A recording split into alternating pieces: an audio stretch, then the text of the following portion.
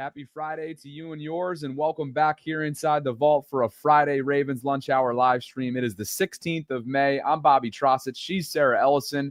Here's what we got coming up for you today. Of course, there is a team and really a ton of effort that goes into making the NFL's annual schedule. And the guy who is at the top of that list, a guy named Mike North, sat down with Kay Adams, Sarah, and he responded to some of the whining that's been out there within the social media circles from the Cincinnati fan base in terms of the primetime matchups over the years. This year, of course, it'll be Thursday night, Thanksgiving in Baltimore. We'll tell you what he had to say in response to some Bengals fans. Then, did Emmanuel Acho get it right when it comes to Lamar and Josh?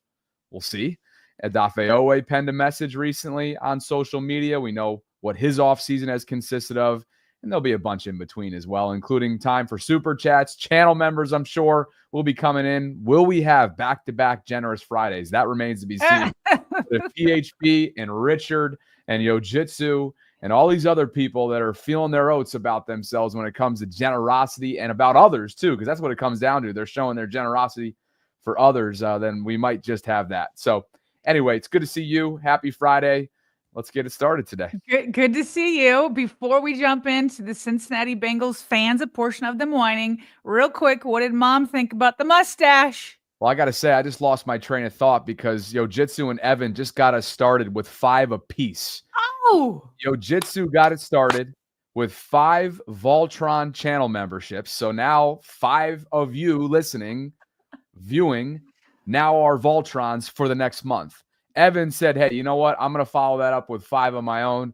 Thanks to both of you for getting this show started. Something tells me, Sarah, we're going to be in for it today. Well, because PHP isn't going to be back till Tuesday. Remember, now we know his schedule. He's letting us know. So, okay.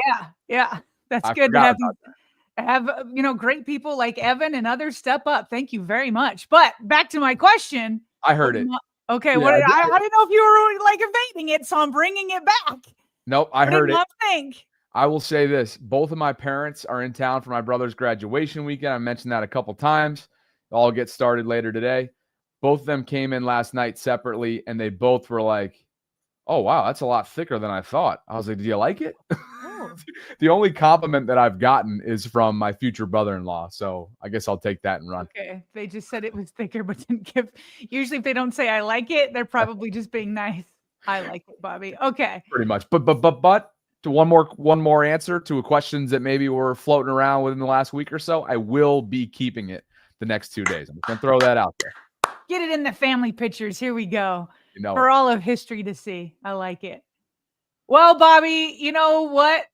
The Cincinnati Bengals fans, they may also like it. But what they don't like is a stat that has been rolling around in kind of Bengals Twitter. I believe it may have started with Jay Morrison in front of the show, who writes for the Cincinnati Enquirer, I believe. That would be Kelsey. I think he's the Athletic these days. Oh, he might be the Athletic. Excuse me, my bad, Jay Morrison. All I know is he's a stud. But he wrote an article about the trend that the Bengals are seeing when it comes to primetime games against the Ravens. I needed that up because it had the stat. But okay, sorry, yeah, you're being thorough. So now he's Sports Illustrated now. We were both wrong. BengalsTalk.com, SI, maybe previously the Athletic. Just want to make sure we were being thorough. Okay. Back to you. I'm pretty sure he's been around to a few different outlets. So anyway, he says he tweeted, the NFL is forcing the Bengals to do something only one other team in history has had to do. And that's 4 consecutive years where a divisional rival has to play on Thursday night, primetime, at their opponent's house. Okay. He goes on and explains that the Ravens have only played one primetime road divisional game since 2019. In the article, he said the Ravens, just kind of put in there, he put in the word pampered, which I thought was funny because I'm sure Ravens fans could come up with a few complaints of their own when it comes to schedule quirks. But said primetime road divisional game, only one primetime road divisional game since 2019. And the Bengals have played a primetime game in Baltimore for 4 consecutive years. So that's fine. Jay can point that out. Like, I think it's fine to point that out. However, like, the fan base went to go take it another level. So David Simone here, he says 4 years in a row, Bengals at Ravens, all primetime, Ravens at Bengals, all 1 p.m. And he says this isn't random. And then Zim, who I think you used to do your AFC North weekly shows, right? He was on there with you. He writes rep for the round table. Yep, for AFC North Roundtable. He said that NFL enjoys other teams having unfair advantages over the Bengals. It's just part of the process. No one cares. So listen, go ahead and put out the stats, and you know what? Even bring it up to the Ravens schedule or the NFL schedule makers, because put it in their mind and make sure they don't, keep doing it. But this whole thing that it's like a conspiracy that the NFL is out to give, they're out against the Bengals, and it's not random that this is happening. It may not be random, but it's also not them going out and trying to pick on the Bengals. I can promise you that. Oh, out of all the takes out there, out of all the conspiracy theories, when you lead with that kind of like emotion, I guess is the right way to say it. There's nothing that grinds my gears more than that, because that there's a certain level of delusional that it takes to really feel like, I don't think Zim's joking based on this tweet right here, and knowing him through the round table, I think he's dead serious. I think he actually believes that the National Football League is against his team, is creating unfair advantages for his team purposely. Well, and so if that's the case, then let's go back to some other stats, okay, from years past. So first of all, his name got cut off at Rolling something. Maybe we can look that up. He points out, well, guess what? The Ravens played 4 road primetime games last year, and they won 3 of them. At the Chiefs, they lost that. At the Buccaneers, they won it on ESPN Monday night. At the Chargers, Monday night, November 25th, beat the Chargers. How about on Christmas Day, the Texans? That's 4:30, but it's standalone. It's on Christmas. I promise you that's getting more ratings than on a Sunday night at 8:20, okay? They won that one. How about the year before, where they had to travel on Christmas Day across the country to San Francisco 49ers and won, okay? How about this? Let's go more Cincinnati. I can remember, since I've been covering the Ravens since 2005, a crazy stint where the NFL seemed to be obsessed with having a Bengals-Ravens season finale. From 2011 to 2022, I cannot tell you, there were just 1, 2, 3, 4, 5, 6, 7, 8. There were 8 times between 2011 to 2022 where they put Ravens and Bengals either week 17 or week 18, whatever the season finale was. 7 of those 8 finales were in Cincinnati. I can't tell you how many times, like, the Ravens needed that season finale. They needed the win, sometimes for the division, sometimes not, sometimes for a playoff berth, sometimes not. 7 of those 8 season finales are in Cincinnati. Was the NFL against Cincinnati then too? Or were they out against the Ravens during that time? You had 1 season finale out of 8 in Baltimore. How about this? Tell me this. Were the NFL schedule makers out to get the Ravens? I'm telling you, I remember this stint, and I hated it. So I get why they hate it, but I wasn't blaming the NFL for going after the Ravens. From 2011 to 2018, Bobby, and I spent way too much time going to make sure I got all these numbers because nobody else had them out there. So I was like, okay, I'm going to go year by year, and I'm going to go get these dates. So I'm going to tell you about them because I put a lot of time into this. From 2011 to 2018, the Ravens played in Pittsburgh on prime time 7 times in 8 years. In that same span, Ravens only got 2. So there were a couple years where both games were prime time. If the Bengals had been better, maybe they would have had another one in those years, and you could have had prime time in both. But Ravens Steelers back in those days demanded that both games were on prime time. Both games. But 7 times in 8 years, the Ravens had to play in Cincinnati in prime time. I don't remember. I certainly, maybe some Ravens fans did. I never said the NFL is out to get the Ravens. It's an unfair advantage. The NFL is doing it on purpose. It's a quirk you want to bring to their attention to see if they can avoid it. But are they out to get the Ravens in these two instances? I don't think so. These fans, to me, are the same that might be receptive to the folks that think the NBA draft lottery is rigged.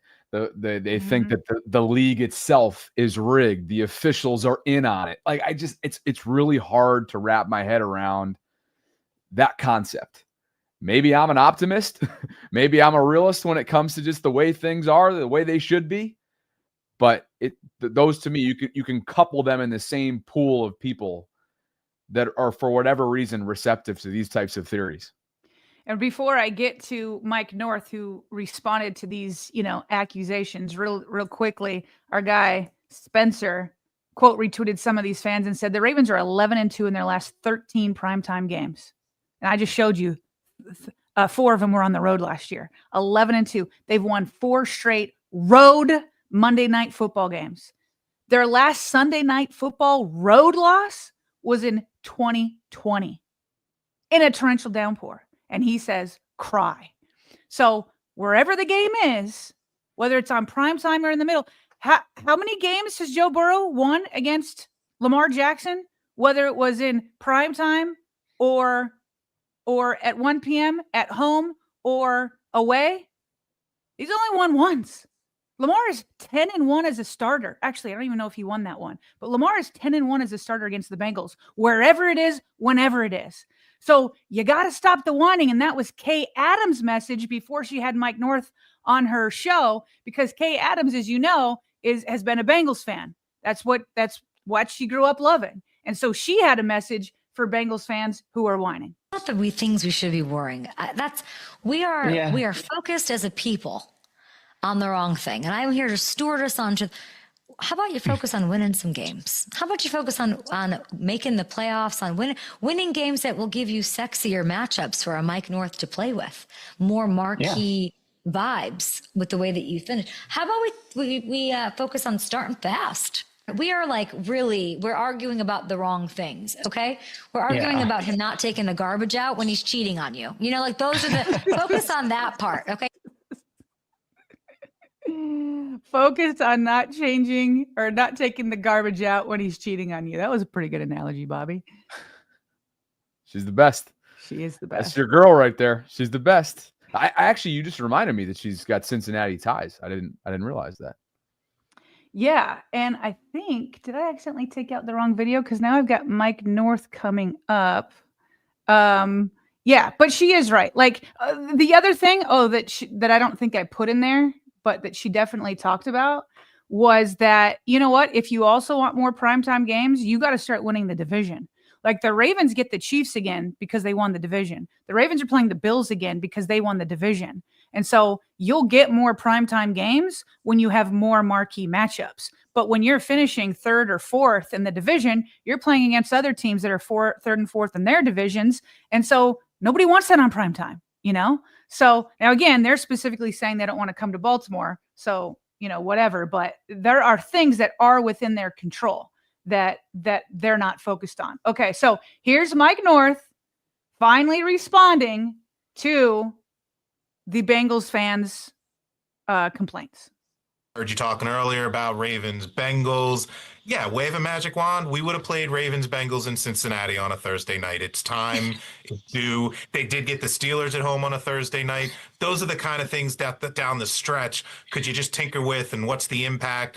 With the Ravens having a road Thursday game in Miami on Amazon, you couldn't then have a second road Thursday. So it ended up with Baltimore, Cincy, yes, in Baltimore one more year. I'm sure Bengals fans are disappointed. But like I heard you say, go to Baltimore and ruin their Thanksgiving. Nothing better. If you can't win, ruin their season.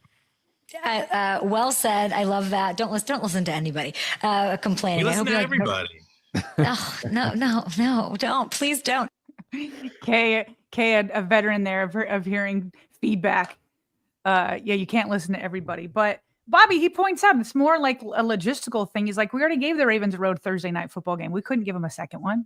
And we just put them in Christmas on the road 2 years in a row. Like, what? I was going to say that there are protocols in play here. Like these people that I think are so quick to assume that there's some sort of rigged nature to this. You got to remember, like, they're not just like throwing stuff at the board here and hoping it all sticks.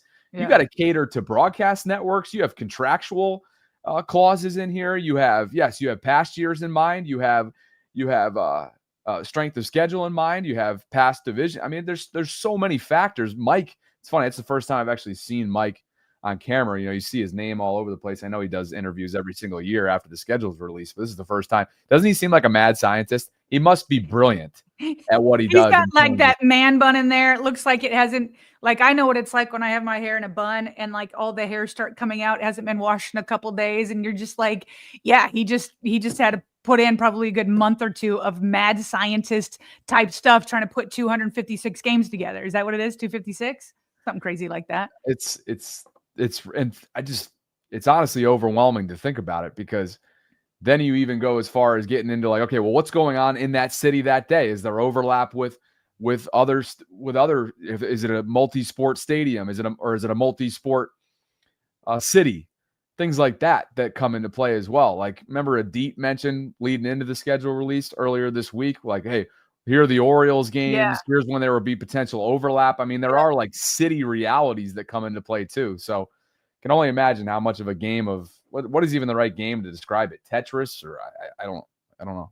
Yeah, no, Tetris is a good way for it to talk about it. So just real quick, Bobby, I really enjoyed her interview with Mike North. Some tidbits that are maybe not Ravens related, but I thought were interesting before we move on to the next topic and maybe get some super chats here. But many may have noticed that the Kansas City Chiefs had a league leading 7 primetime games. I thought you couldn't have more than 5. There must be something. Maybe holidays are an exception, and international games is an exception. Maybe. Gosh, I wonder, because last year they had, I guess technically the Ravens had 6 last year, 5 primetime, 1 standalone on Christmas. So 7 seems like a new number. Yeah. So they got 7. Cowboys were second with 6. And then you had a bunch of teams tied at 5 with the Dolphins, Falcons, Eagles, Lions, Commanders, Bills, 49ers, who have the easiest, and I mean easy, schedule. I thought I heard somebody say it's like the easiest since like maybe the last like 5 years, something crazy like that. And then the Chargers. Ravens have 4, as we know, but obviously things can be flexed. So she asked Mike, why so many primetime games for the Chiefs? And really, Bobby, if there's any agenda, he makes it very clear what the agenda is on primetime games, and it's about getting eyeballs on TV and which teams can do it. How surprised are you by how surprised people are that the Chiefs are getting so many primetime games? Yeah, I think if anybody's paid attention, that's sort of what the Kansas City Chiefs schedule is these days. What do they won? 3 of the last 6 Super Bowls? That puts you into a non-routine scheduling formula. Sundays at noon in Arrowhead are rare. There's actually 4 or 5 of them this year, which is probably more than they're probably used to. But yeah, look, the 7th primetime game, if you will, Brazil, that kind of came about at the end. Always we're going to be earmarked for, 2 or 3 NBCs, 2 or 3 ESPNs, an Amazon or 2. Christmas, they literally raised their hand and volunteered, and you can imagine how excited Amazon was for that, knowing they were going to be on the back end of a streaming triple header with Netflix having 2 games on Thursday afternoon on Christmas and then a big Amazon game at the end. So I don't think the Chiefs were surprised. I don't think the Chiefs fans are surprised. Anybody who's been watching football for the last few years know that's the Chiefs have almost kind of surpassed the Cowboys, really, as the bell cow. And this is what happens when your pop culture, part of the fabric of the country right now. And this is par for the course for the Chiefs. Yeah. So he said that when it comes to, like, he called them the bell cow. Well, what does that mean? It means it's the person that's making you money.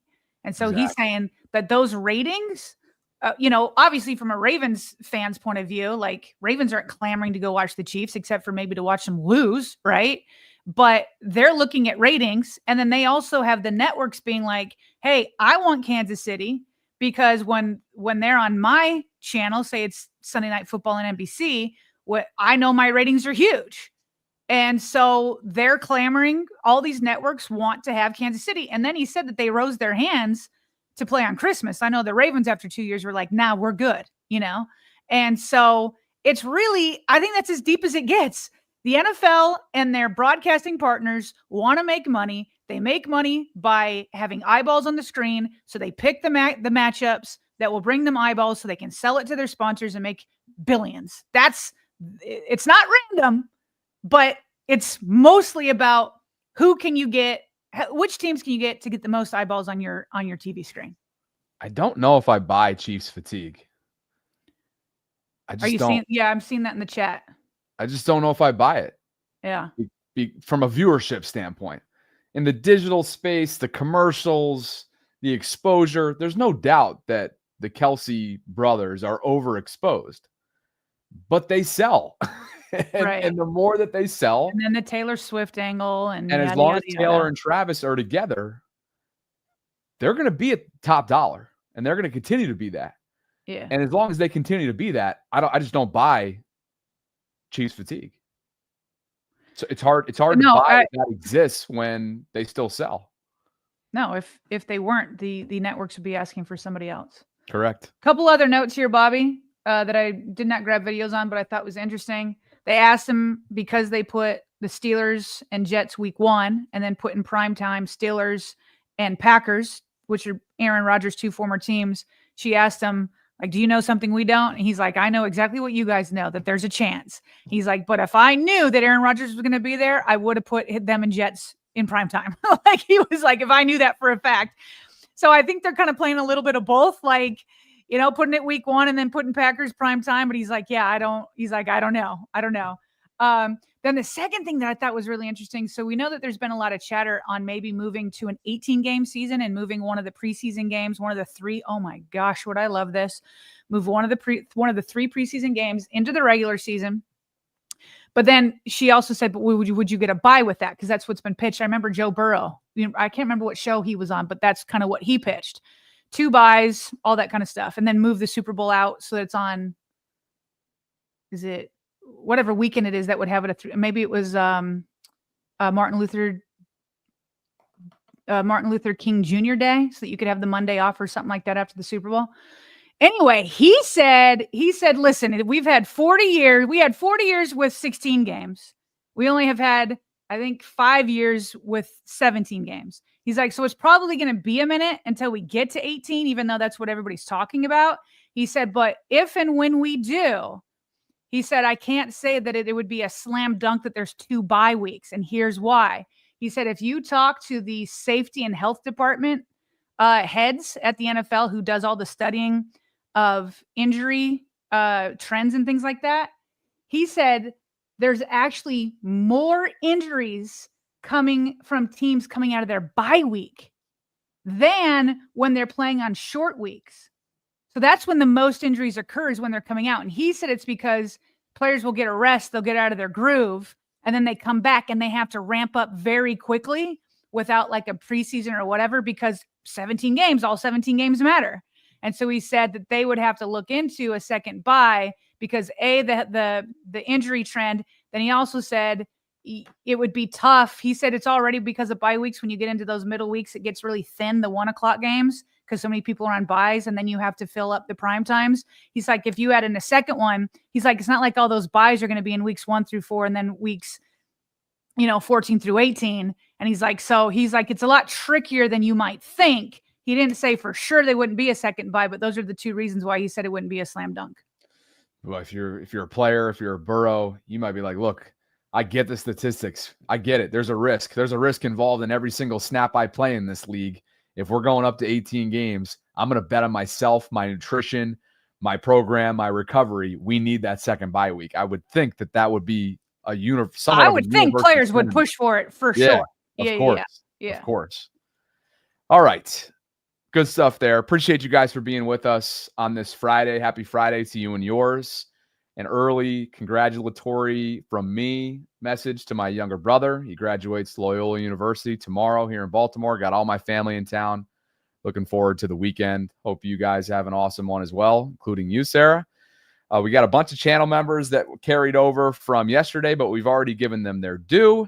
Let's make sure that we just kind of reset things from the top here. Our show began with channel donations, gift givings here in the form of 5 Voltrons by Yojitsu and Evan Burstein. So thank you both, guys. Appreciate you for getting us started. King Lee then came in not long after and gifted one as well. So, Sarah, we already have 11 new Voltrons about 27 minutes into today's show. Thank you, guys. Appreciate you. Eli Sports Guy gets us started with a super chat. He says, I live in Cincy and the fans are crybabies. Not a fan. Says Zim's a weird dude and I'm willing to pay to say that. I like Zim. Again, I'll be clear. I like Zim. I think he's an emotional guy. Sometimes most times we differ when it comes to just viewpoints, but good dude, not a bad guy. That's my 2 cents for you. Not a fan. Monica's celebrating 1 month of channel membership. Love it, Monica. She says, happy Friday, Voltrons. Love you all, with the purple heart emojis and the Raven emoji. We love you, Monica. Not a fan with another one. Why does Mike North look like he helped birth Charlie Kohler? I can see some of that. I can see a little bit of that. I definitely can see that, especially the Charlie Kohler that we just watched in the Ravens schedule release in Severance, with their Severance theme. There he is. For sure, that could be Charlie Kohler. Yeah, that's great. There he is. Mike North, maybe shades of Charlie Kohler there. That's good. That's good, Steve. You are something. And Heather has gifted a channel membership. We're up to 12 now. And Sarah, we started, just so everybody knows, we started 34 out from 250. So we started at 216. Mm-hmm. And 12 gets us to 22 out. 22 out. Yep. So. And I feel like Heather's given a couple in the last couple days. She has. Thank you, Heather. Appreciate it. Heather. Happy Friday. Mike M making us aware of something that I'm unaware of. I got an admirer in the chat. Who would that be? Remember, it seemed like you had a little something going on with, what was her name? The Cutie or something? Well, I haven't seen her for a minute. What was her name? Minx the Cutie. Yeah. I haven't seen her for a minute, but who is it? Who's my admirer? Bobby's like, not going to let this go. So you guys better answer this. What's going on here? Mr. Solo Dello says, it's me. I'm the admirer. I appreciate that. I don't know. I'm scrolling up to make sure that we've got this covered. Yeah, I don't know. Oh, Solo said, looking extra handsome today, Bobby. Appreciate you, Solo. I guess it was Solo Dello. I guess. As long as I'm not getting compliments from Fat Country Boy, I got to tell you that. Fat Country Boy is a Bobby Baltimore troll, Sarah. It's Who is? PHAT, Fat Country Boy. Oh, that's his server name. He's over on my side of things. I don't know why he doesn't come over here. Maybe he doesn't want the smoke from both of us at once. And if that's the case, he shouldn't want it because it's a lot. But he does that just on your personal channel? Oh yeah, he comes in hot. Absolutely. Jang, for you. Jang says, I can't unsee Not a Fan's recent super chat. I am also paying to say that. Thanks, Jang. Thanks for becoming a channel member the other day and giving out some as well. All right, everybody. On to Emmanuel Acho. Sarah, what do you got for us? Okay, so let's set this up. They will eventually have a discussion about who's under more pressure to win a Super Bowl, Lamar Jackson or Josh Allen. This is a conversation that is redone a million times over throughout the season, but they've done it in light of the schedule release. Okay. So my 2 cents real quick. I feel like they're both under the almost exact same of pressure. They both have MVPs. They both have made it to the AFC Championship game. They both keep it knocked out by Pat Mahomes. To me, they're under the exact same pressure. However, they're doing this in light of the schedule. So what we're going to do is we're going to take this piece by piece. The first 2 clips are just a minute each. They bring up the Ravens schedule and react to it. And their jaws are practically on the floor looking at the Ravens' first 6 weeks. I want y'all at home to just look early on. Ravens have some difficulty. Week 1, week 3, week 4, week 5, week 6. It is not easy. Bills, Lions, Chiefs, Texans, Rams, playoff team, playoff team, playoff team, playoff team, playoff team. Bye week, exhale, woosah. It starts very difficult. Then after the bye week, oh my God, you got some time. They got some time. Hey, very quickly, let's just hypothesize for a moment. Chase, to the bye week, Rams record. 4-2. I think 4-2 is a good record for them to have. To the bye, James. If they start 4-2, they got the number 1 seed. I think it's 3-3 at best. Oh, at best. And it's not because that's the Ravens not lack crazy. Remember, y'all, the Ravens play with their food. Yeah. Very early on. What I mean by that, the Ravens lose games early just because they be jogging. They go through the motions. That is not true.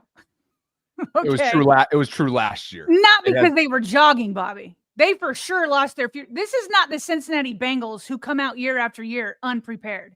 The reason why they came out and lost last year is they first went against the Chiefs, who went on to win the AFC Championship game again and won the Super Bowl. And then it was because they had 3 new starters along the offensive line, and they had a brand new defensive coordinator and a lot of turnover on defense. They lost their interceptions leader on defense, and they lost their sack leader on defense. So it took them a minute to reload for sure. So it's true that they lost early last year, which is a massive goal for them to start hot from the beginning, which they're much more prepared to do this time around because they had fewer losses. But it wasn't because they were jogging. It's not because they were playing with their food. Agreed. You take the jogging out. Obviously, they scuffled. They scuffled because of all the reasons that you just outlined. Yes. Okay. So we're on the same page. Here we go. Ball needs to be like, man, listen, we all in before this bye week because we see what's after this bye week. If we can handle business and really even come out of this thing 5-1 or something, we put ourselves in a great situation for that number 1 seed, knowing what's after the bye week. Okay, so let's go to like their question. We'll answer it too. Okay, just as a reminder, he just went. Acho laid it out great. He's like playoff team, playoff team, playoff team. You know, here are the quarterbacks that they'll be facing: Josh Allen coming off his MVP. Browns, we don't know who the quarterback's going to be, but we know the defense. Jared Goff, Patrick Mahomes, C.J. Stroud, and Matt Stafford. That is a gauntlet just of playoff teams and franchise quarterbacks. So we heard Chase say 4-2. Emmanuel Acho said 3-3. I can't remember what we said opening night when this was first hitting us. What do you think? I definitely think it's a gauntlet, those first 6 weeks. Mm-hmm. I definitely think what James Jones floated out there is entirely possible. If you go 4-2 over those 6 weeks, over that span to begin the season, you got a pretty darn good chance of running the table post-bye week. I'm not saying going undefeated post-bye week, but being in a pretty darn good situation to compete for the top overall seed. But again, it's hard to just completely overlook week 7, take out the bye. So weeks 8 through 18. It's hard to overlook Minnesota. It's hard to overlook a divisional opponents and how much it's backloaded towards the back end. It's hard to overlook the Green Bay Packers in that kind of climate in December. So 4-2 would be tremendous, but they would in no way be out of the woods. Right. And I'll also say this. 4-2 sounds, I mean, honestly, if you came at it with 4-2, you should be happy with, or satisfied or feeling good about the way the season could set up, because that's worse than a playoff gauntlet right there. You don't have to play that many playoff teams when you make the playoffs, right? If you're a wild card team, you're playing 4 playoff teams if you're a wild card to make it all the way to the Super Bowl. This is 6 of them. Okay. So, that is a crazy playoff stretch right there. And if you did come out 4-2, that'd be all right. Now, if they did come out 3-3, which is what Emmanuel kind of put out there, and then James Jones was like, yeah, that's not crazy. You're still set up in a decent spot at 3-3, but you do have to go on a bit of a run after that. You do. And that run can happen, as we discussed. That middle part, the meat part, it's not meaty, but the middle portion of this schedule this upcoming season, to me, is that area where, what did we say? You got to rip off 6 or 7 wins over an 8-week stretch. And I think I referred to it as maybe Chicago through, so it would have been week 8 through whatever it was. It's just that those are on the road, but yes. Probably 8 to 12. It's just like, I guess, yeah, it's 8 through 12. If you can rip off. But 3 of those are on the road. Yeah. Yeah. The one that still, but the opponents themselves are all winnable for sure. The one that concerns you the most, though, is probably at Minnesota. Kevin O'Connell's one of the up-and-coming coaches. We don't know what J.J. McCarthy is, but they haven't changed all that much structurally than they did last year. And Sam Darnold was much more than a game manager for them at times last year, and that's why they ultimately turned themselves around and got to the postseason after the Kirk Cousins era. But that one would be the one that I'd circle the most as the least definite. Let's say that the least definite W on the road would be within that stretch would be Week 10 at Minnesota. All right, so let's move on to them reacting to the Bills schedule, which will set up this debate about Lamar and Allen. But boy, oh boy, is it very different from the Ravens. Much more favorable. Oh, my. Yeah, that's like. They have the easiest schedule. How? It's the easiest strength of schedule in football. It's the easiest. Ninth easiest strength of How? schedule. It looks like the easiest. It looks like the easiest. It looks like the easiest. I refuse to believe this is the ninth easiest schedule. This has to be the easiest schedule. 4 of the first 5 are. This has to be the At easiest home, schedule. what? Let's overlook the Ravens. Gosh. You get to play Justin Fields. You get to play Tua Tagovailoa. I say get to at this junction in time because there's a lot going on there. You get to play Tyler Shuck or Spencer Rattler. You get to play Drake May. Wow. You get to play Michael Penix. Don't have to. You get to. You get to play Bryce Young. Then you have to play. Just the quarterbacks you have to play Patrick Mahomes. They should be 6-0. If they beat Baltimore, they should be 6-0 If they beat Baltimore, yeah. But here's another thing too. Like Buffalo should win the division. Not the division. Buffalo should win the conference. Thank you. Buffalo the conference. This has to be Josh's What about them year, Chiefs? man. Buffalo should win the conference. No. It ain't about the Chiefs. It's about the schedule. Yeah. Okay, so they both have those Week 7 buys. So, I mean, my goodness, but is their first 6 weeks completely different to their There's point? the cakewalk. Buffalo's a complete cakewalk, and they're going to be in a position to absolutely control the narrative when it comes to AFC seeding. I mean, if they stay healthy, it's hard not to think that. And the Ravens are going to have – and what this really does, Sarah, is put a tremendous amount of pressure on the Ravens to have a very successful opening month plus on the season. But that 6-week span, you can't dig yourself a hole. Yeah. You almost have to be darn near perfect over those 6 weeks to set yourself up for have the same bye, to your point. And then after that, look, we all know the AFC East and the AFC North, completely different divisions in terms of competition. And the fact that they are both backloaded with those teams in division towards the back end, there's a difference between that. The AFC East is a cakewalk. The AFC North is a gauntlet. Yeah. And it has been all throughout the Lamar era. It's almost just like, and nobody's out to get the Ravens, but when the Bengals are comparing about unfair stuff, like it's like, how awesome is it to be in the AFC East? I mean, this was an AFC championship team. They won their division. So I'll say this though, before we move on to the next part of their debate.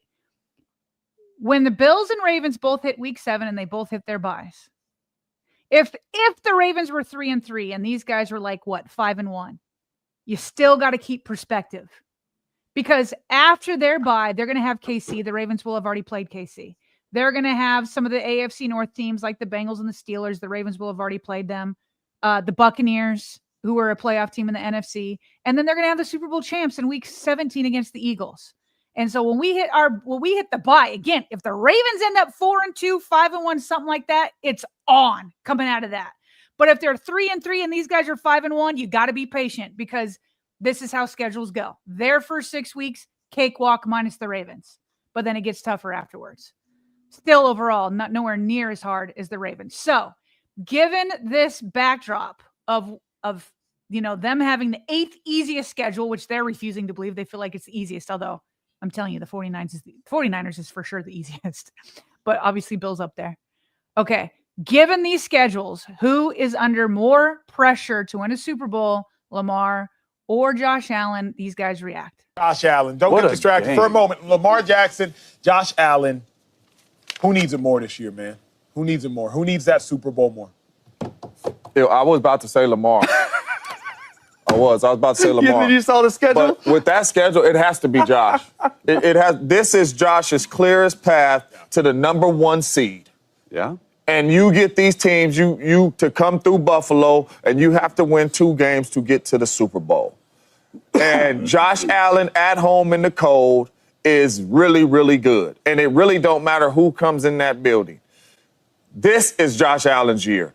I got to agree with James. I want to go as far as say, let me look at the camera too. I got to get this on record. I want to go as far as to say, with this schedule, Josh Allen should be able to have repeat MVP caliber numbers. And 5 of the Bills' first 8 games are against quarterbacks that are in their 4th year starting or younger. That's including Justin Fields, so realistically in their 3rd year starting or younger. 5 of the Bills' first 8 games, you get Penix, you get Drake May, you get Bryce Young, you get probably Tyler Shucker, Spencer Rattler, you get Justin Fields. Buffalo Bills, this has to be. Can you show that again? But if you're talking just overall, forget about the schedule for a second. It's Lamar Jackson. And the question is, who can get past Patrick Mahomes?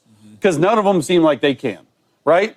And if you look at what Lamar's done, right, the 2 MVPs versus Josh's 1. Josh has been to 2 AFC championship games. Lamar's only been to 1, 2023, when they were the 1 seed. So we're talking about the Chiefs here, or the Bills here, the 1 seed. The Chiefs still went on the road and beat them, right? And you look at the weapons that he has. Lamar's 3-5 in the playoffs at the end of the day. And he's had some real clunkers in there, too. He's 10 touchdowns, 7 interceptions. 7 interceptions in 8 playoff games. And you go to Josh Allen, he's 7-6, but Josh is 25 touchdowns, 4 interceptions. He's averaging 270 yards a game in the playoffs. Josh Allen is like that. We know it. Like, Josh does not need a Super Bowl more than Lamar right now. What does that mean? Yeah. Because it ain't got him nothing. 2 AFC championship games, Got that's him it. the same thing Lamar. Not to a Super Bowl. And he's run into Pat both times and did not get to the Super Bowl. We put a lot of pressure on Lamar because of these 2 MVPs and all that type stuff and because of the struggles in the playoffs. But both of them ain't been to this game. Yeah, you're right. If this was Lamar Jackson's schedule. Pressure. Come on, man. Pressure. All right, so Emmanuel Acho and James Jones saying that more pressure is on Allen because it's set up for him. How do you blow this, Josh? You've got what they are deeming one of the easiest schedules in all of football. And if you should for sure get the number 1 seed in the AFC, according to them. And then if you do that, you got 2 home games and then you're to the Super Bowl. So they're saying, coming off of an MVP with that schedule, he cannot blow it. Chase saying, well, it's still Lamar because he's been worse in the playoffs. James comes back and says, well, but neither one of them gotten past Patrick Mahomes. So to me, it's equal pressure to me. They both are MVPs. They both keep losing to Pat Mahomes.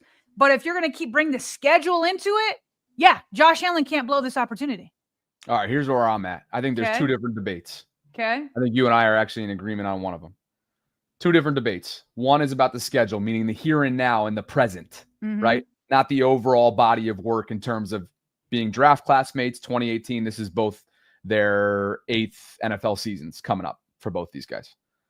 If it's the schedule, I agree with James Jones and Emmanuel for reasons that we just outlined. How can you not? It's a cakewalk in terms of last year's strength of schedule, in terms of opponents, in terms of the way that it is set up for Buffalo. And as the reigning MVP that comes with that, Lamar's lived that life now for 2 different seasons following his MVP seasons. If it's the overall body of work, given Lamar's difficulties, even though he is on the upward trajectory in the postseason, given what he claimed and promised on draft night to Deion Sanders, they're going to get a Super Bowl out of me. I would say that Lamar is under the most pressure right now. So to me, that's 2 different debates. One, it's the here and now. And the second one is the overall body of work when you look at the career trajectory and where they are right now. Is that fair? Where are you at with that? I go back to saying that's equal. Like, okay. Lamar did say he'd get Super Bowls. I'm sure Josh Allen maybe didn't say it Super Bowl or draft night, but I'm sure Josh Allen has talked about Super Bowl, wanting to bring Super Bowls and rings and trophies to Buffalo. Okay. I'd have to go out and find it, but I'd be shocked if he's never mentioned winning a Super Bowl ever. You know what I mean? I'm sure he has at right. some point. And so at the end of the day, I'm with James Jones. They both keep getting knocked out by Patrick Mahomes. They're both MVPs. They've both had, home field advantage before. So to me, it's equal. And that's not even like a cop-out. Like, I just think it's equal. They both keep falling to Patrick Mahomes. That's fine. The one knock on Lamar is that Josh, for the second debate in my mind, the way that I've paired this up, yep, is that Josh has been the far more consistent, productive player in January. And I think that's ultimately, for the second debate, what knocks Lamar. He's got to prove continually that he's on we both believe that he's on this upward trajectory in the month of January, and we expect that to continue this year. He's got to go do it. That's where I'm at. That's why Chase said that Lamar has 10 touchdowns to 7 interceptions in the playoffs, and Josh Allen has 25-4. And I hear you on that. The problem is like where you start bringing in context is it's like, well, what happens if Mark Andrews catches the 2-point conversion in Buffalo, right? And it's like, what happens? You know what I mean? It's like all this stuff. And so at the end of the day, if you don't have all that context, at the end of the day, neither one of them are getting over the hump to the Super Bowl. And the conversation is about getting to the Super Bowl. Neither one have done it.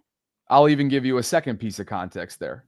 Okay. The Zay Flowers fumble. Sure. So there is always context necessary. He hasn't been able to overcome that context. Right. So either we bring in all the context or we leave it all aside. And if you leave it all aside, neither one of them has gotten to the Super Bowl. They're both under the same pressure. I think you can still either aside or bring it in. I'll still stick to my guns here with the two different debates. We're in agreement on when it comes to this year and the here and now. Schedule. The overall body of work, you're thinking it's even. I'm thinking right now it's in favor of, from a pressure standpoint, Lamar over Josh. It's close. I'm not saying it's like out of this world, different ballparks, but that's the way that I view that conversation from a two debate lens. One more thing within the MVP conversation, because they were all talking about Super Bowl, but underlining here, just knowing, because we had Emmanuel Acho on the show and we had the big debate with him on MVP. He didn't say this part of it, but he was mostly in agreement with Dan Orlovsky. I specifically remember Dan Orlovsky after Josh Allen and the Bills beat the Chiefs. Dan Orlovsky tweeted MVP race is over. And there was like 4 weeks left, right? Yeah. And so and then in the clip we played yesterday, Dan Orlovsky said, yes, Lamar was the best, but I had to consider who he did it against and who he did it with. Yeah. Emmanuel Acho right here is saying this is an easy ride. He's assuming he gets another MVP vote this year. It changes year to year, but assuming he gets another vote, and I know that he was with Dan Orlovsky, stuck up for him when Foxworth made fun of him live on air for his trying to split the baby and semantics game. If it matters who you do it against, even if Josh Allen has a few better stats, don't forget who they're doing it against when it comes to the MVP race. Now, hey, maybe it'll be that they don't have the numbers and somebody else is better MVP. But if it's close again, let's not forget who they're doing it against, specifically just for these MVP voters, not for the other ones. I want you to stay consistent. So these 7 that split the baby and said Lamar was the best, but gave Josh Allen the MVP, and part of your reasoning was who you did it against, let's remember the schedule. May 16th, 2025. Just making future notes for you, partner, to go back in the future, in maybe January or February when the race is on and voting is revealed.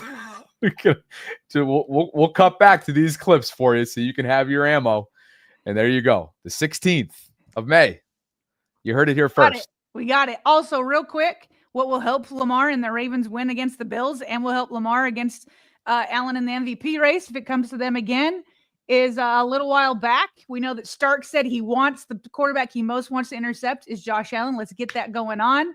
ESPN's Jordan Reed had one of his bold predictions of 2025. He said that Malachi Starks will lead the NFL in interceptions this season. Not rookies, not lead all rookies, but lead the NFL. Starks a little while back, as transcribed by the Ravens realm, he quoted Starks talking about learning from Lamar Jackson. He says, I think it's an awesome opportunity just to be able to learn from him. A lot of people think when you play defense, you just learn from the defensive players on your side, but you also learn from the offense as well. Just being able to pick his brain and to see how he thinks, his progressions, he says will help. So Malachi Starks, get your QBs back and make this come to fruition from Jordan Reed. He ingratiated himself with, I think, this entire fan base when he made that quote on ESPN. It was like a 10-minute segment. I just so happened to be watching it live that day on SportsCenter. And from there on, you already know, bunch of eyeballs going to be on number 24 come September. What did we say it was? Bills Ravens will be the 7th. Is that correct? I think Whatever week September one 7th is. will be Sunday Night Football in Buffalo. So there you have it. Okay, let's catch up with Super Chats. You're right. September 7th. You got it right. All right. Trying to memorize things as much as I possibly can, being that it's officially here. Evan said something earlier this week that I thought that rang true. He said, now it really feels like when the schedule comes out, you can finally sink your teeth into like, okay, this is the final crawl. And it will be a crawl over the next couple months. We'll have OTAs and mini camp and training camp, but it's officially here, the 2025 season in a sense. Okay, Mike M gifted another Voltron channel membership. So I believe we're up to 13 total today. Thank you, Mike. Mark KD became, look at that about this. Mark KD has Voltron, which is really, I guess it is Voltron. I guess that's Voltron. We're Voltrons, right? Yeah. So he's the Voltron. He's a new member. Welcome to the official club, Mark KD, Mark D. I'm not sure which one it is, but we're glad you're here. We appreciate you. Colin Haney, who's a channel member with a super chat, partner. Colin says 5-1 or 6-0 losses to Chiefs or Texans since they will be coming for revenge. Houston will certainly be. They've been embarrassed by the Ravens in recent years. And they had to do it in front of a primetime. It wasn't primetime, but a standalone audience on Christmas. That's primetime, isn't it?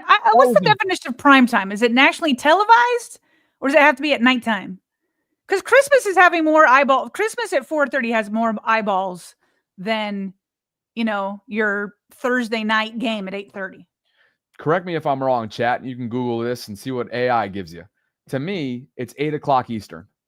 I thought that was considered primetime. Could be wrong. Maybe that's just an East Coast way of thinking. West Coast could be like, well, wait a second. What does that mean for us?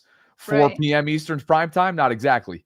I get that. No, that's what they're saying here on my very scientific Google search is 8 to 11.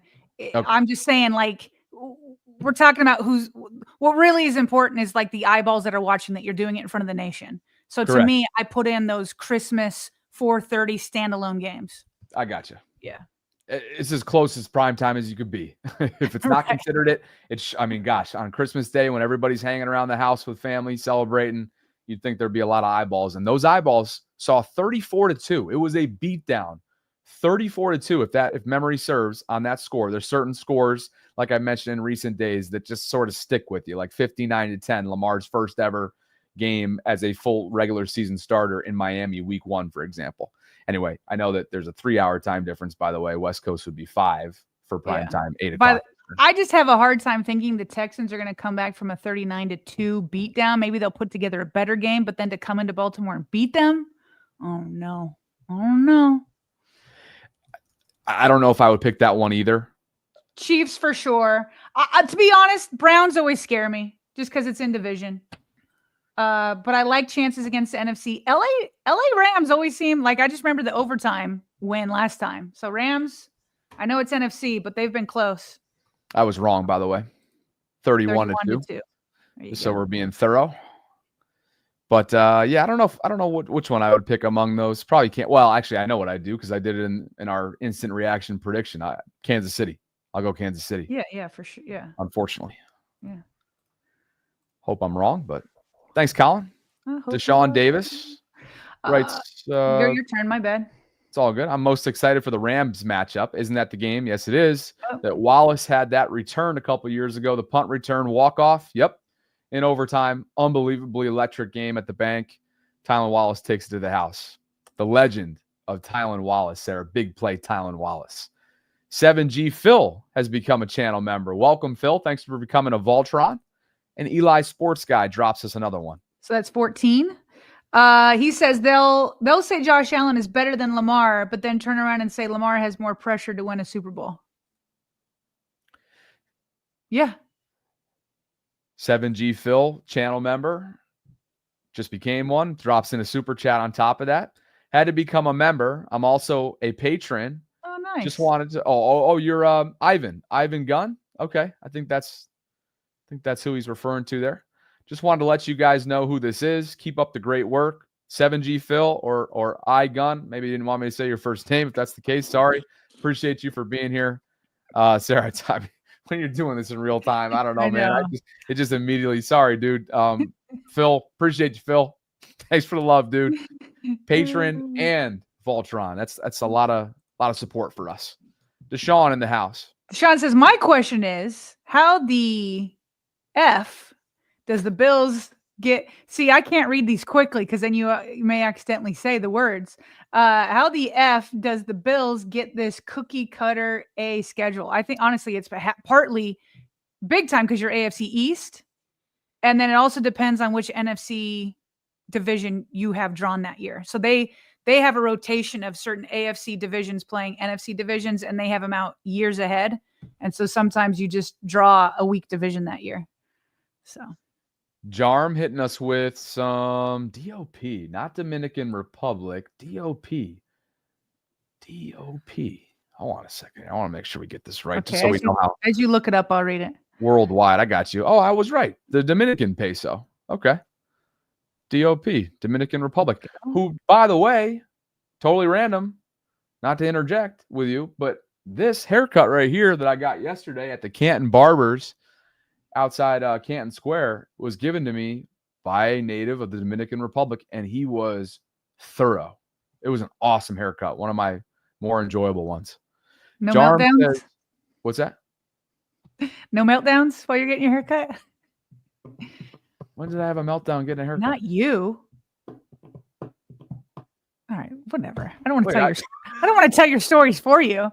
Didn't you have an interesting experience with your last hair person? Oh, thank you. That was strange. I'm not going to tell that story. That's why I'm saying I didn't want to. I thought you knew where I was headed. I wasn't going to tell the story. Now everybody's going to want me to tell it. Oh no, I can't tell that one. That was. Yeah. I mean, I could and be really anonymous, but I just don't think that would be really nice. Man, the more I react, the more they're going to want me to, because I'm teasing everybody. Move on. Read Jarm. All right. Charm, Dominican, 250. I'll just say this. It wasn't lost on me that you got a new haircut stylist. You crack me up. That is hysterical. I would go back to her, and I have since then, just to be clear. Okay. It was more of a timing thing. Okay. And I hope everything's well in her life. Charm with 250 Dominican pesos. I just pictured a live chat right now. I'm not looking at it. Jarm says, as a player, Lamar is Hall of Fame already. We all agree on that. Josh is not. Now, Bobby, I'm reading it as it comes in. Now, Bobby, Bills, need it more. Thanks, Jarm. Sod Blitz, 34. Chad is just saying they'll get the story out of you and Bobby after dark. For sure do it over there. Probably. Sod Blitz says 3-time NFL MVP versus AP Narrative Award winner. Don't think he's Dro, 00. Okay. Feels like it should be agent in front of D-Row or Dro, but you just became a new channel member. Welcome. Sarah, what's that up to? 15. 15. Yep. 15, make that 20 because Mike M just said, I'm standing on business today. Not 10 toes. He's standing on business on this Friday. Thank you, Mike. We are now at 20 channel members, Sarah. We started with 34 out from 250. So we are now 14 out from hitting that 250 milestone. Thank you to Mike. And thanks to all of you for being here today. We've got more super chats that have come in. Everybody's in that generous spirit this week. It's been really awesome to see the growth, the interest, the generosity from all you guys out there. Thank you. RNTY1 checking in. Bobby, Sarah, and Voltrons have an awesome weekend. Lots of emojis, including one heart one. Congrats to Bobby Brothers' graduation. Oh, thanks. I'll pass that along to John. He's fired up. We're excited about it. It's going to be a night for the ages, I'm sure. Power Plant does a pre-graduation because graduation's tomorrow. They do a little pre-family celebration. We're all going to be there till the wee hours, I'm sure. We're going to go to Ellie's Tavern for dinner tonight. It's going to be fun. And then all kinds of festivities tomorrow. BG Method says, regular season Ravens give me a few worries. Postseason, they will be there. What are we going to do, though? Oh, I'm sorry. They give me few worries, just to reiterate that. They give me few worries in the regular season, and obviously the question remains, who will they become and what will they do in the postseason. So I did see Ryan Clark react to the Ravens schedule, and I didn't bring this in because whatever, but this type of thing I just don't jive with, and I know a lot of Ravens fans are on this too. You know this about me, Bobby. I love sports in general. Not all sports. I'm not checking out golf like you and whatnot, but like to me, the reason why I pay attention to sports is because it brings me happiness in life. And so I like to enjoy every single win. I love to enjoy every single win, regardless of what expectations are. So Ryan Clark, they did this segment on Get Up, the good, the bad, and the ugly from the schedule release. And they put the Ravens in the ugly because of those first 6 games that we've already covered with all those playoff teams. And they were like, ooh, NFL did them dirty in those first, 6 weeks. And Ryan Clark was like, man, don't talk to me about the Ravens until the postseason. Because whatever you give them in the regular season, even those 6 playoff teams, they're going to win. And it's like, okay, but like, I feel like Ravens fans get to enjoy each and every single win. So everybody can decide to do what they want to do, but I'm going to enjoy it. I'm going to enjoy it regardless. Yes, the expectation is a Super Bowl run, but enjoy the journey, or else if they do win it, you look back and you were miserable the whole season and couldn't even enjoy it. I feel like some of the players that have been a part of this core for the last several years that have endured amazing, and I say endured in a positive way, but also endured the struggle in January. They've almost said as much. I can't remember who it was. Was it Lamar that alluded to the idea? Always like, oh, it's just a win. But that's fine. Like, I do think the players should enjoy it a little bit more, but I'm also cool with like a player just like not getting too high or getting too low. No, I know, but there was a player, it was not this past year, it was 2023, that alluded to the idea that they didn't enjoy it enough along the way. And I can't remember who it was. It might have been Mark. I don't know who it was, but it was a very candid moment in a press conference that you're just jogging my memory on. It'll come to me at some point, but not right now. Okay. Quick hits. Appreciate you guys for being here. Over 2,400 concurrents right now. And we're closing in on that 250 number. What a great way to go into the weekend if you want to become a channel Voltron. Adafe always message on Twitter. In due time, it will all make sense. Can't wait, with a clock emoji and a couple hashtags, NFL and Ravens. Sarah, we know what his offseason has consisted of. Certainly some cryptic tweets. The 5th-year option is what he's expected to play on, coming off a career year. Now he's just throwing some optimism out there, maybe. Yeah, and he put this up, with the schedule release. There was a second picture with it, but the one I grabbed is the picture of him pointing to a clock, And I just think that he knows that it's a contract year. Yeah. And it wouldn't surprise me because of those tweets he did a couple months ago, kind of around the same time that Ardarius Washington did, where it wouldn't surprise me if he got, maybe an offer, maybe not. But it's contract. It's contract year for him. And if he becomes one of those Ravens where, not a lot going on in the first 2 or 3 years, he kind of broke out last year with 10 sacks. If he could even take it up a notch this year, that would go a long way for, the Ravens playoff run. So I hope he's right. In due time, it'll all make sense. Let's go, Adafe. Take it up another notch. Meanwhile, KVN's going to try and do that again for a 3rd straight season in Baltimore, where he's already been at a darn good notch and playing at a high level. But he tweeted out a couple photos here. Were the photos attached to this, Sarah? The year 12 loading caption? He had 4 total. I grabbed 2. And how about that? You grabbed one of them, of course, which was his strip sack of Josh Allen. Year 12 loading, ... is the caption. Number 53 back. He's 33, I think, 33, 34, somewhere around there, playing some good football, coming off a double-digit sack campaign alongside number 99. I like the energy. He's 34, by the way. He just turned 34 in March. I like the energy coming out of the outside linebackers room. Now all I need is one from Mike Green. Yeah. Sure. Speaking of, I had to pull this tweet from KVN just because it speaks too much to me growing up. I don't know if you saw this, Bobby, but he puts out a GIF of a nerdy person looking at his grass and watching the growth and really caring about it. And KVN writes, "Now that I have more experience in my life, I have a confession. I want to apologize to everyone I used to talk trash about for being lawn people. People with more age in life always cared so dang much about their lawn. I just didn't get it. Well, now I get it. It just hits different when it's spring and your lawn is popping. Different looking fresh as you know what. I'm that dude that be scoping his lawn out like this now. My bad, folks. Bobby, I also did not care about lawns, and I also made fun of old people that would get mad if you would like cut through the corner, say like they're on the corner, they're the corner house, and you got to go all the way around the lawn to take a left, and all I wanted to do was cut through the corner of their grass, and ooh, did it make them mad, and we just thought, they were being too serious. But I'd say when we finally bought a real home, like we had the row homes in Baltimore with maybe a patch of grass, but now that I have a yard, you do take pride in your lawn. It's weird. I'd say that changed when I was about 38. So I don't know. He's 34. So maybe mid-30s, you start to become a lawn person. It's nice when it pops out in the spring. I'll be honest. I'm with KVN on this one. I'm totally with you guys. Absolutely. Yeah. I'm an old soul at heart, and I'm also a former landscaper. Pat and Bob's Lawn Care. Give us a call. We do it all. It's how we got through college. It's how we went to study abroad. I paid for everything because of that business. We did it for 10 plus years together. Yeah. We grew up a block away from one another. We started in 2008, 2009, something like that. And it started, he had a rider lawnmower. His father worked for the town of Albany, where we're from, or the town of Bethlehem. And the guy literally would go over. I'd hop on the back of the freaking lawnmower and drag the handheld mower. And we head off to our clients that were within like walking distance.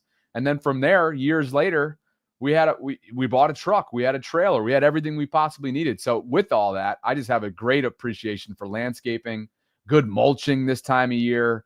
Just, I'm all over it. And I'm about to reseed my entire, you guys are going to be getting content on this. Don't you worry. After the full painting job that I did last year. Oh, I remember. Reseeding this year. We are reseeding. We're going to make grass at my mother's house in Albany, New York. And that's what's coming up over the next few months. So stay tuned. Can you give me that tagline again real quick before we move on? Yeah, give us a call. We do it all. Pat and Bob's Lawn Care. There we go. You know it. How about this? Hezo over on Twitter posted a screen grab of LeJohntay Wester, new Ravens receiver out of Colorado, having a FaceTime call with second-year Ravens cornerback Nate Wiggins. And the person that kind of connected them, you can see a little face in the bottom right-hand corner. That is Nate's agent, who is also LeJohntay's receiver coach. So I do remember him saying in that one video we had, LeJohntay played once against Nate Wiggins. So it'll be fun to see them in training camp. And but it looks like they're already, Nate Wiggins is welcoming him in, which you like to see. And how about that young man, Hezo, getting it done with the tweet itself? Hezo called into my channel earlier this week. He's a great kid. He's 19 years of age. He calls me Mr. Bobby, which he does not have to do. It's very respectful. I really don't need him to do that or want him to do it, but I'm not going to tell him not to.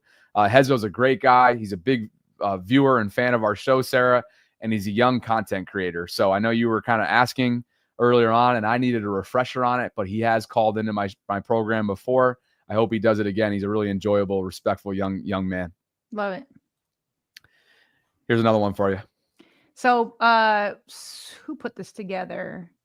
Anyway, it's a post-NFL draft 2025 season tight end rankings. Ravens Nation Live posted this. And you will see on these tight end rankings, this is top 14. You've got Mark Andrews at number 8. Isaiah likely nowhere to be found. Ravens Nation Live says, keep sleeping on Isaiah, and he's going to show you. He just needs the opportunity. Get him the ball, and he'll crack that. He'll crack that list for sure. Zay 2.0. Micah Parsons, more quick hit material from you. Yeah, so Pro Football Focus had posted that Stephen Jones said that he thinks ultimately a deal between the Cowboys and Micah Parsons will get done, and then a local Dallas reporter, Clarence, I always cut off their names always get cut off, but Clarence says looked like he was reporting a handshake deal is already done. Micah Parsons, quote, retweets that with a bunch of blue caps. We all know what that means. So I don't think Micah Parsons is locked up yet. I know all of us secretly wish that it would all fall apart and he'd come to Baltimore. Yeah. I don't think that's going to happen. I don't think Dallas will ultimately let him go, but we can dream here in May. It'd be hard to be like parting ways with, he's a future Hall of Famer. So it's like parting ways with Luka. in season, or it wouldn't happen in season, but regular season home opponents. Tickets are on sale. Single game tickets on sale right now. BaltimoreRavens.com. You guys know the drill at this point. Outside of the divisional opponents, it'll be Detroit. This is all home games, obviously. Yeah, all home games. Just the single game tickets are now on sale if you're looking to go to some Ravens home games. Yeah. Detroit, Houston, Rams, Chicago, Jets, and New England outside of the division. So people are loving the tagline. You guys are funny. A couple more super chats before we jump here. I got to run to a ceremony. Reveal says playoff pressure on the quarterbacks will make a big difference. Also, thanks for the membership. Thank you to who? Reveal, who was it? Reveal, thank you for being a channel member, by the way. Let us know who gifted you that membership. We'd love to shout them out. Sod Blitz, Sarah. See, this is so funny. So I said GIF when I brought up. I usually say GIF, but when I say GIF, people get mad at me and say, no, it's GIF. So this time I said GIF, and now they're like, no, it's GIF. He says it's a graphics interchange format, not peanut butter. I'm going back to GIF. I think Sod Blitz is right. Well, it's funny. I was actually going to mention it to you, but you were in a rhythm. It's GIF. It's got to be GIF, right? I've had these debates before. I don't know why I moved over to the other side. I don't know. I was just trying to be nice. It's definitely GIF. Yeah. You stand down. It's GIF. Yeah. You'll be just fine. One note yesterday, because I just kind of floated out there that if we didn't hear from Ryan, who was our winner of the Fanatics gift card, that we would redraw. Yeah. We heard from Ryan. So all set there. Thank you to Fanatics. Thank you to Primary Residential Mortgage for that little wrinkle in this week's schedule release live stream party that we did. And thank you to our patrons, Chris Gagnon and JFresh0824. Thank you, guys. You're part of the community. Some of you have become patrons and channel members as Voltrons, which is awesome. Totally above and beyond. We appreciate all of you. Patreon.com/RavensVault podcast is where you can learn more. And Sarah, unfortunately, I don't think we're going to be able to hold out unless you want to stay on for 250. I think we're going to fall just short of it. Yeah. About 12 or 14. I can't remember what I said a little while ago. Voltron's away from 250. So that'll be our pursuit next week. Needless to say, thank you to everybody who did some gift giving on this Friday. All week long, really, there was just generosity oozing out of this live chat. Mike M gifted 5 today. D-Row 00 became a member. 7G Phil became a member. Mar KD Voltron or Voltron became a member. Mike gifted 1. Heather gifted 1. Sorry, you're in order. I said Yo-Jitsu, but I think you're going through the list. I am, yeah, going from bottom to top. King Lee gifted 1. Evan and Yo-Jitsu started things off, gifting 5 apiece. And so we just want to say thank you to everybody. We appreciate you guys. It was an awesome week, a productive week, and we look forward to doing another one coming up next, Sarah. Absolutely. Monday we'll hit that 250 mark, and then we'll go for the next one. But it's been a great week. It's been a great week. I'm excited for you and your family. Congratulations to John. We had the schedule release this week. We had the Ardarius Washington news, which was bad, but then that was followed by great news with the extension with Derrick Henry. And so, man, what a week it's been. And I'm looking forward to a fantastic weekend, especially for you, my friend. Good. I hope you enjoy it. Thank you. We will, of course, recap it, I'm sure, on Monday, depending on what takes place. And maybe I'll tell that barber story another time next week in the after hours segment. But you guys are the best. We appreciate you on your way out. If you could, please like the video, subscribe if you haven't already done so. Hit that notification bell. Those things help us out immensely. The Voltrons is great. We love that. We love the patrons. We love the support. But those 3 things, if you haven't done it and you could like on a daily basis, would really go a long way in terms of discoverability. So thank you in advance. We'll catch up with you on Monday, if not before. That's 12 noon Eastern. And for Sarah, I'm Bobby signing off from this Friday Ravens Lunch Hour live stream. Have a fantastic weekend. And as always, thanks for spending some time with us.